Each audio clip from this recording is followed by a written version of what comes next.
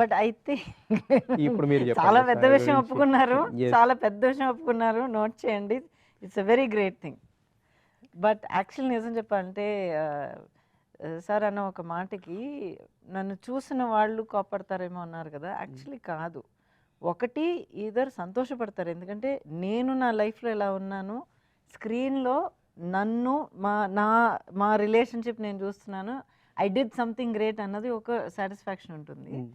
అలా చెయ్యని వాళ్ళు చూసి సిగ్గుపడతారు. ఓకే, మై లైఫ్ పార్ట్నర్ నేను అంత డిగ్నిటీ, అంత రెస్పెక్ట్, అంత ప్రేమ నేను ఇవ్వలేదే అన్న ఒక సిగ్గు కూడా పడతారు. So either way it is effective.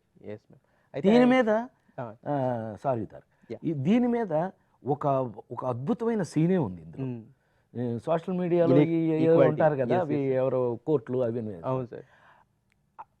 In fact 47 సంవత్సరాల్లో 280 సినిమాలు యాక్ట్ చేశాను నేను.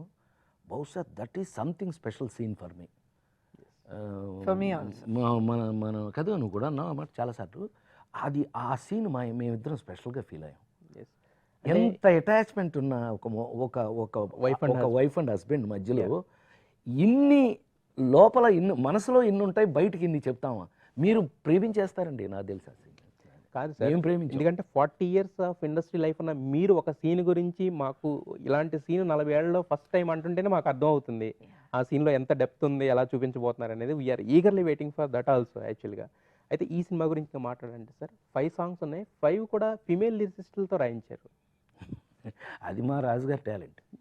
అదంటే మీకు ఆ సాంగ్స్ దాని కంటెంట్ గురించి నాకు తెలిసినంత వరకు రాజుగారు చెప్పింది ఆ కంటెంట్ వాళ్ళు అయితేనే వాళ్ళ యాంగిల్లోనే వస్తే బాగుంటుంది అన్నారు. ఐ థింక్ ఆయన లాగేశాడు, మంచి మ్యాటర్ లాగాడు.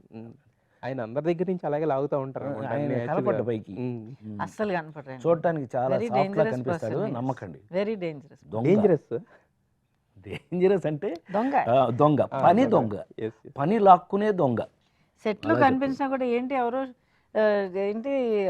లోఫర్స్ షార్ట్స్ వేసుకున్న షూటింగ్ చూడడానికి ఎన్ఆర్ఐస్ వస్తారు కదా మధ్యలో నువ్వేంటి తప్పక పక్కకి ఇట్లా వచ్చాడు అంటాడు. పని దొంగ కాదు, రాక్షసుడు. పని రాబట్టుకుంటారు వాల్యూ. ఇప్పుడు ఎనీ డైరెక్టర్ ఈ హిమ్సెల్ఫ్ ఈజ్ రైటర్, తను రాసుకున్నది ఏం తీసాడో మీరు రేపు చూస్తే మేము ఇందులో హైడ్ చేసేది ఏమి. ఈ ఇంటర్వ్యూ వరకు మీకు చెప్పేది నేను, తర్వాత సినిమా చూసి మీరే మాకు చెప్తారు.